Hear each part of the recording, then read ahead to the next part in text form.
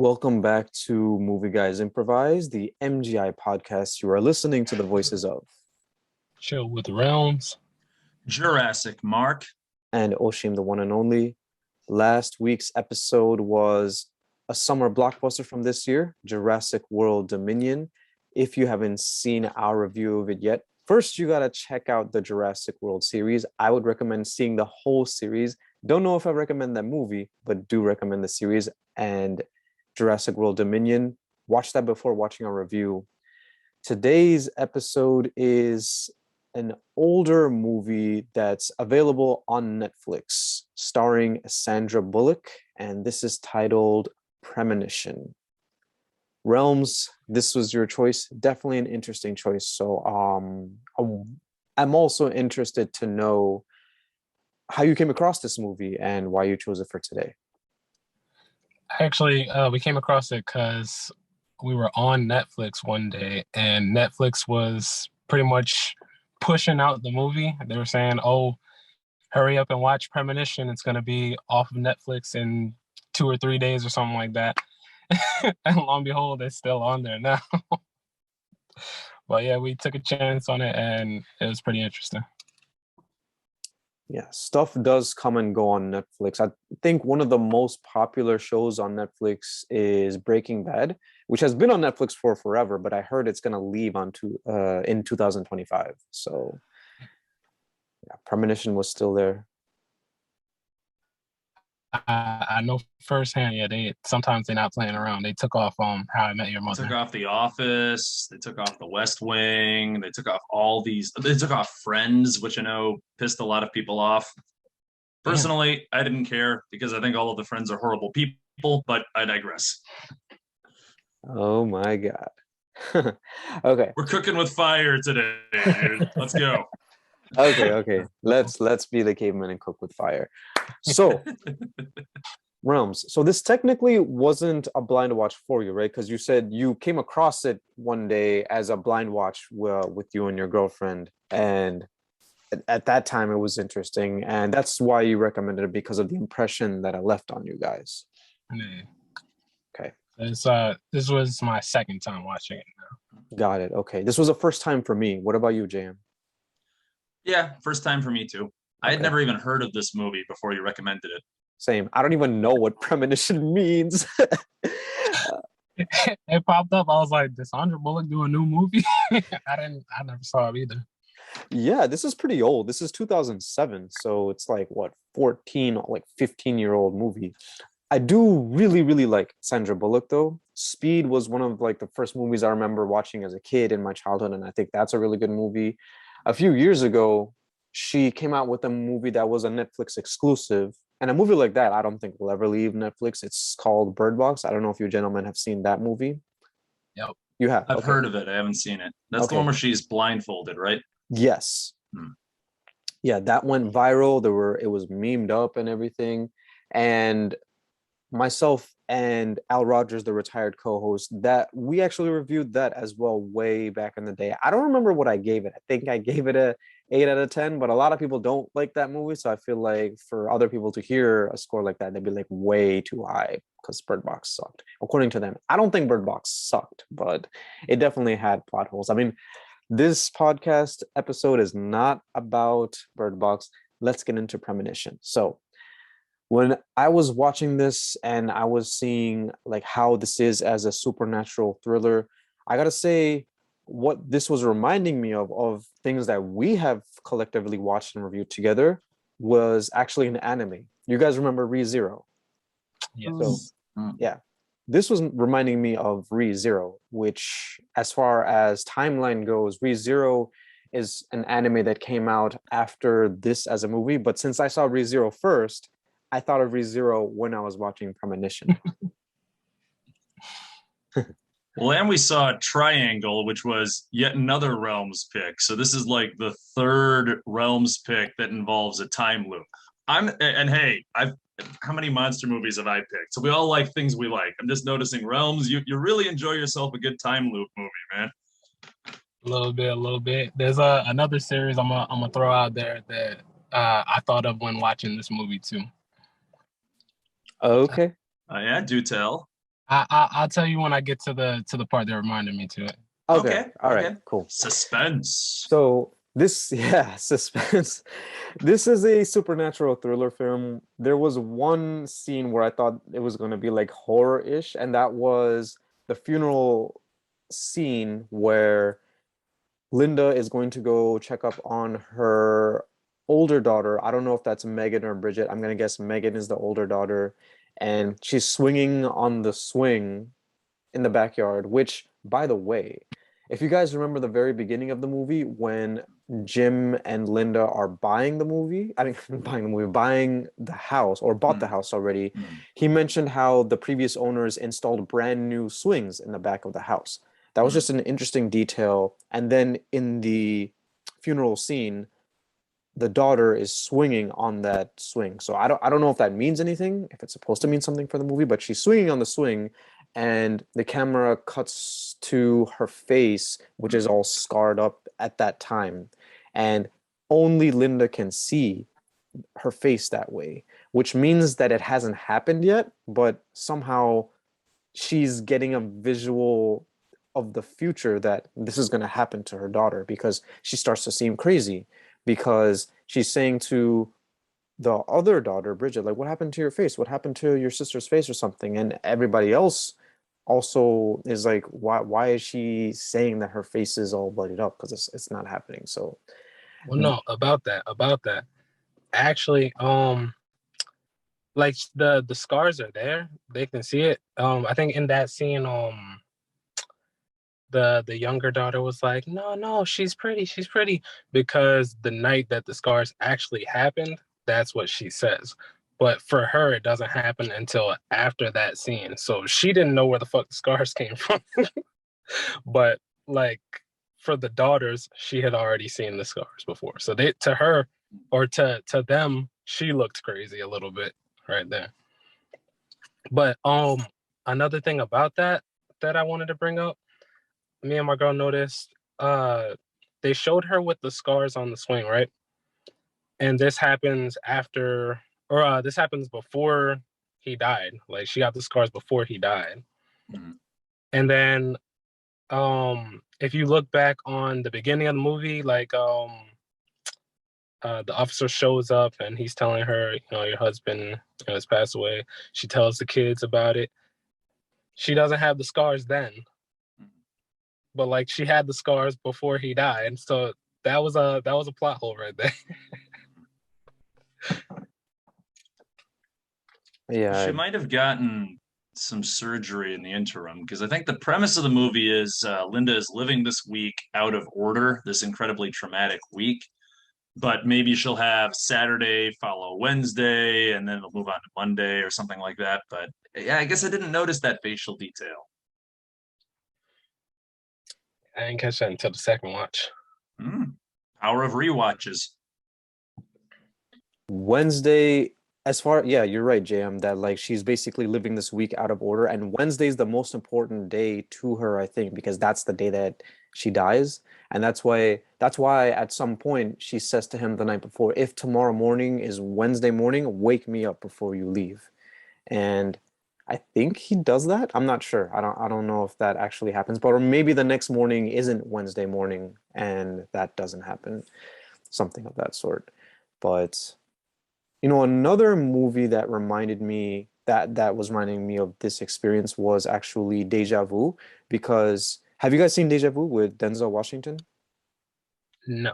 Okay, that's also a pretty good movie, but one lesson that was taught there that a character was saying to Denzel was that you can't change the past, or yeah, you can't change the past. If you go back in time to try and change it, you will cause the events to happen. And unfortunately, that's actually what happens in this movie as well. Linda, as the week goes by out of order, Linda starts seeing how the week is just going crazy because of she learns about her husband's death, and then the next day she sees him, like she starts to get what's coming, and she tries to stop it, but she kind of causes it to happen. If you guys remember, she asks Jim to trust him, to pull over, and then to do a Yui, but that's what causes his death and the death of the truck driver. Now, this was in the beginning of the movie that it was explained that that's how he died. We didn't see it until the end of the movie how it actually happened. And then once we finally did, in my mind I'm thinking, okay, you're trying to rev the engine, but it's not working. So just get out of the car and run away. After a certain point, like forget about your car, just run away. Why didn't you do that sooner? So, that stuff like that happens in movies, but it's like, I don't know.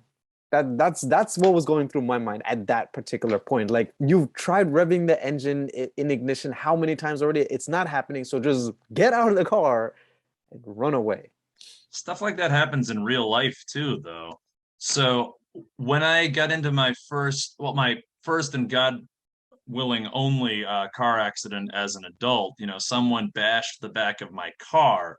And what I should have done is immediately called the police after we pulled over to file a police report and get their opinion. I didn't know I was supposed to do that. And in hindsight, I really should have, because the fact that I didn't do that caused some other problems down the road. I'm okay, the car was okay. But my point is, I was just so shocked because, oh my God, this guy just ran into my car, that I didn't do what I was supposed to do. My intellectual brain was kind of quiet. So that scene didn't really bother me because this guy is seeing this 8-ton death truck barreling towards him. I can't fault the guy for not thinking rationally. Just like, come on, car, start. That's all he can focus on in the moment. Yeah, that makes sense. I'm sorry that happened to you, JM. Oh, it's okay. Yeah, I'm okay. Car was okay. It was honestly not that bad, but I bring this up only to illustrate the fact that when you're in a situation like that, it's shocking, and like your animal instincts just take over and you tighten up like, Urgh. Oh yeah, what to do next? Yeah, you were also probably a lot younger when you went through that, and this Jim dude is, yeah, you're right. Sometimes people just don't think, they panic, and that's why that was happening. So yeah, I was just as somebody who's watching the movie, it was just those types of frustrations happen anyway. That's all I was trying to say. But yeah, you're right. Oh, You yeah. can't always expect. It's frustrating. It's like watching your favorite football team blow a key play, and you're like, dude, throw it to this guy. He's wide open. What the hell is wrong with you? It's the same thing. You have this godlike perspective in movies, so you want the characters to do what you hope you would do in that situation. Right, exactly. Yeah. I was kind of thinking that, like, maybe she does change the future. Maybe she is actually able to save him. I thought that was gonna be the twist thing. That would have been a happy ending, but the ending was pretty much bittersweet. So speaking of the ending, the very last scene in the week of chronology, was it when she was admitted to the psychiatric ward? Because if you remember, once the rest of her family sees the scars on her daughter's face, they think that she's being abused, so they drug her and take her away. And we don't see a follow-up to that scene. We do see the therapist again, or the psychiatrist again, and we see that he doesn't recognize her. So she recognizes him because she saw him in the future, and she goes back in time and goes to see him. But at that point, she didn't. So what happens after that? I guess my question is, was that the last chronological day of the week that she's living out of order? Or am I missing something? I think that on the day in question, when the daughter injured her face, they took her to the hospital and explained what happened to the hospital staff. So on the day she gets taken away, I don't think the concern was that the psychologist thought she was abusing her daughter. I think the concern was that this mother doesn't remember what happened to her daughter. So people think maybe she's unfit to be a parent at that point because she forgot something so crucial, or maybe they think she needs like serious medication. But no, I don't think there was ever a concern in the timeline of the film that she was beating her kid. I think everyone was scared because she seemed like she genuinely couldn't remember that happening, which she couldn't. Okay, that's fair. However, the other part to my question was, like, at what point does she get admitted to the psychiatric ward? Because I mean, how do I say that word right? Psychiatric Ward. Thank you.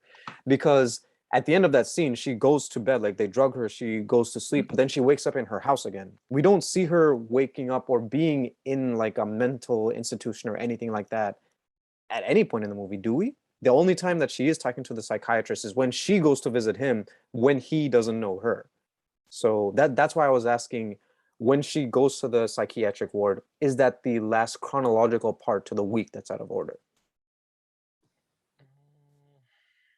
It's a little fuzzy to me, but as far as like out of order, I believe so. Because like the last thing I do remember was the scene where you find out that she's pregnant again. But I'm not sure. I don't remember them showing anything else after about the psychiatric ward. Okay. So I don't know if maybe it was like a short stay or something and they just skipped past it. I guess it could be that too. Yeah. And yeah, she is pregnant at the very end. That's why I say that like this ending is kind of bittersweet. It's not a totally sad ending.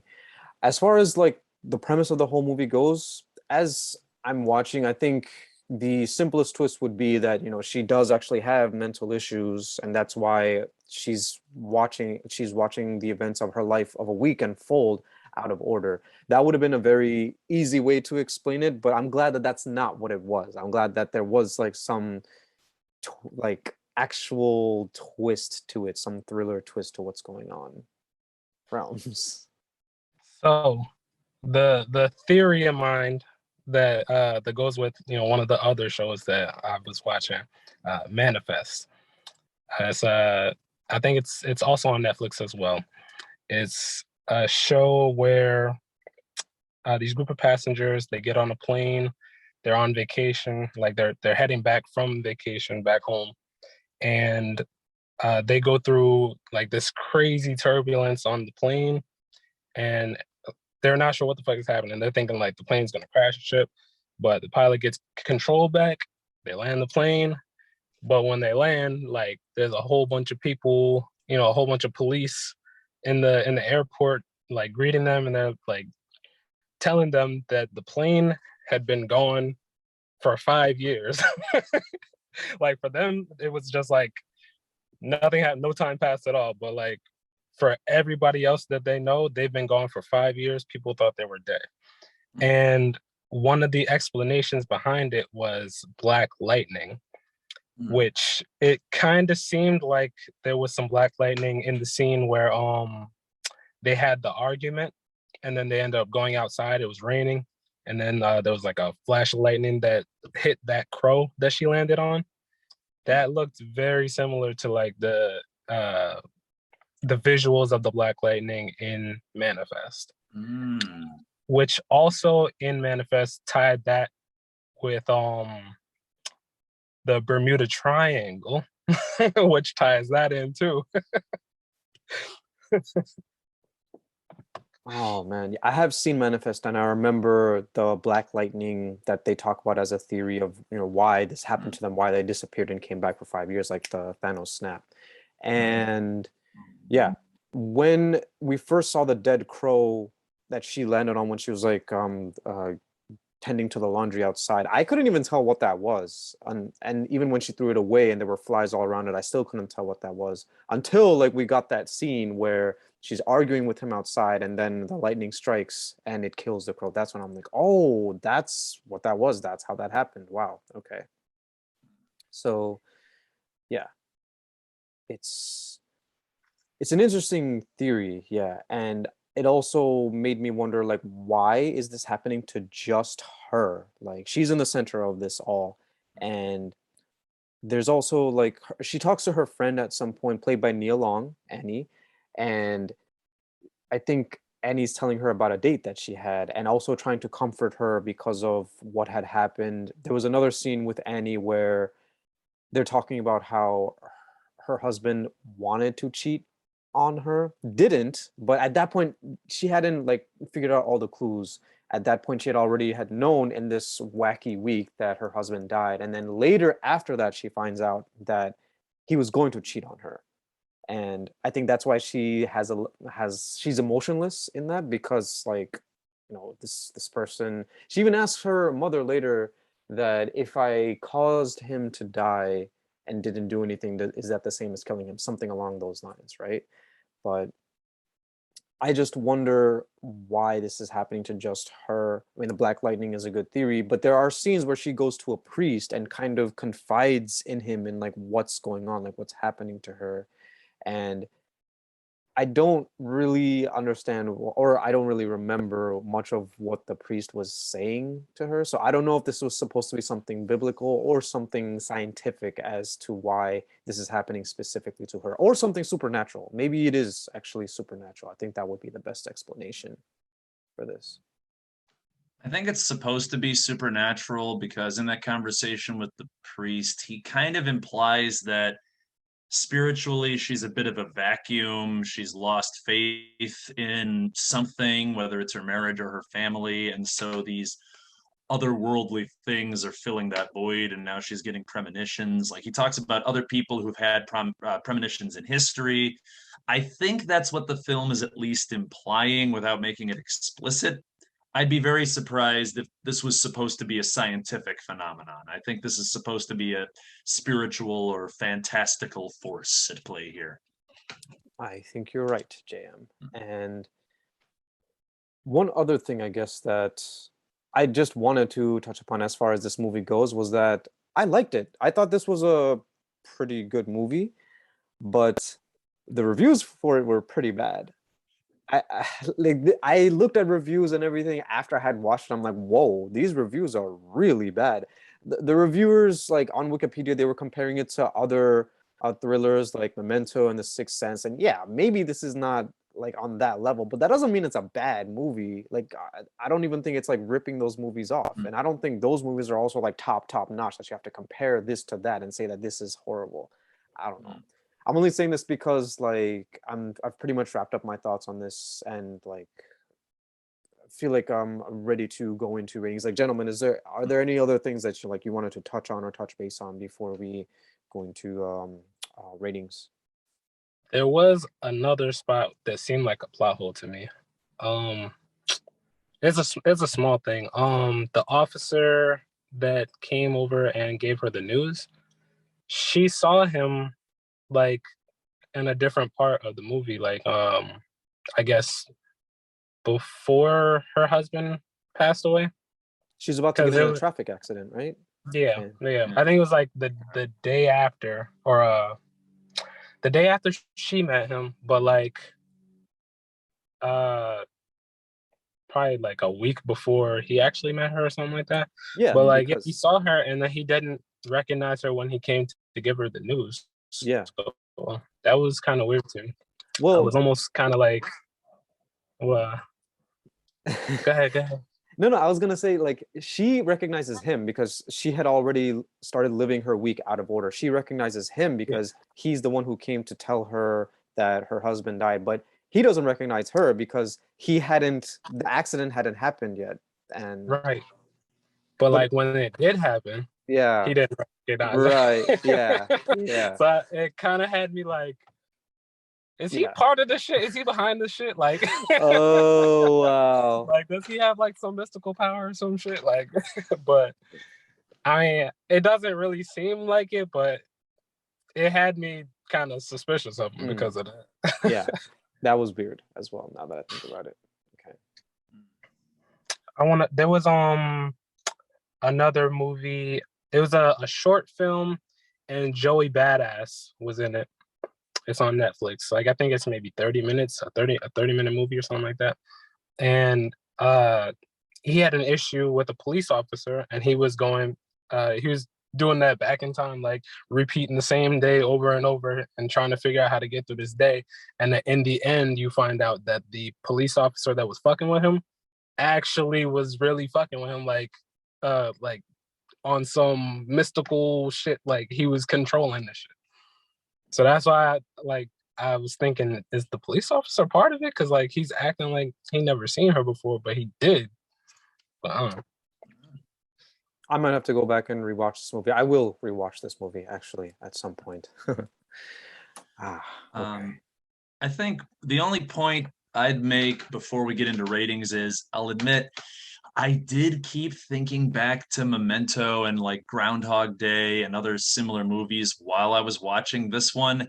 And you want to judge every movie by its own merits, but at the same time, you can't help but compare certain films to other films with similar premises. And it doesn't really, I think, hold up as well as those other films. That doesn't make this movie bad. And I think the single best aspect of the film, and other people have pointed this out, is Sandra Bullock's performance. She sells it. She sells this movie. She's great. She's believable in every scene she's in. She carries the movie. I think I would have enjoyed the film a little bit more if we'd gotten to know the family better before everything went crazy. If we had some idea of what a normal week or day in the life of this family was before the shit hit the fan, it might have made me a little more invested. But as it is, it's not a bad movie. You know, I enjoyed this one. Not the best film I've ever seen, certainly not the worst. And yeah, I definitely recommend it on the strength of Sandra Bullock's performance. She is wonderful. She's Go rewatch Miss Congeniality sometime if you haven't done it lately. great. The Yeah, last thing I want to say about you saying that she sold it, like, yeah, she did sell it. And then when I'm rewatching, I'm like, the kids are kind of underselling it. Like the death, like they didn't seem as devastated as I would have imagined, but I don't know. It's tough to get really good child actors. I think Stranger Things has spoiled all of us in that department. Good show. I haven't completely caught up. It's in the middle of its 4th season, but so far so good. I've only seen the ending of the 4th season because I was watching it with my wife, and she was watching, like, she's seen it, and I was hanging out with her, and she was watching the finale, so I was there. That's how I've seen it. I did see seasons 1, 2, and 3. I think the show peaked at the first season. All right, I don't want to get into the whole thing. This isn't a Stranger Things episode. But we could have a whole podcast about Stranger Things, but yeah, that's besides the point. For right now, Realms, this was your choice. You go first on the ratings.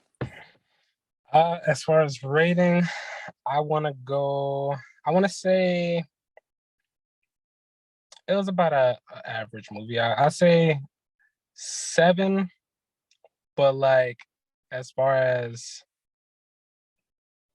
how it hit me, like twists and turns of the movie, it hit me. So like 10. So I'll go in between that and say 8.5 for me. Okay. Pretty good. It's really good, actually. Yeah. And I was thinking between 7 and 7.5. I'll give this a 7 out of 10. 7 out of 10. Yeah, I had to think for a second. I don't think it's that bad. Compared to others, maybe it's not as good, but like you said, JM, doesn't make that bad. Yeah, I just remembered that in our last episode, I gave Jurassic World Dominion a 7 out of 10 rating, and most people hate that movie. And this is at least as good as that film. So I'll also give this one a 7 out of 10. Cool. Watch it for Sandra Bullock's performance. And there are a couple of creative scenes. Not the best time loop movie, but certainly not the worst. And I was never bored. Same. Yeah, I was engaged, and I would definitely recommend this, and I would watch it again. Yeah, for sure. I think it is also Jurassic Mark's turn, so let's keep this wheel turning. Indeed it is. All right, gentlemen. Well, I've been trying to watch my way through the American Film Institute's list of the top 100 American movies ever made. Now, granted, they haven't updated this since 2007, so it'd be interesting to see what post 2007 films make the cut.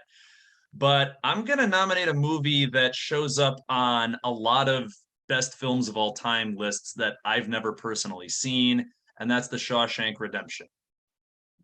I have yet to see it. It has been on my list forever. I want to finally sit down and watch it, and then I want to talk about it with you two. I love me some Morgan Freeman. Yes. I heard that is either one of, if not the greatest movie of all time. And I've seen bits and pieces of it on television, but never seen the whole thing from beginning to end. Great. I'm just gonna say, even before having watched it, great recommendation. Okay, awesome. Yeah. I think it's one of those movies that you probably absorb bits of through cultural osmosis because it's referenced everywhere. Like I remember they parodied it on Robot Chicken, and I hadn't even seen the original movie, but I knew what they were making fun of when I watched that episode. God damn. So, have you seen it, Realms? No, I've heard of it, but I've never seen it yet. So it'll kind of be a blind watch for all of us. Kind of. I've All seen right. pieces of it. I've seen the ending, but I haven't seen all of it. So yeah, cool. All right, very good. That'll be the August episode. Yeah, awesome. All right, that concludes this episode of MGI. You've been listening to the voices of Chill with Realms. Jurassic, Mark. and Osheem, the one and only. Thank you all for tuning in, and catch us again next month. We out. Don't run through windows, kids. It's a bad idea. Dead ass.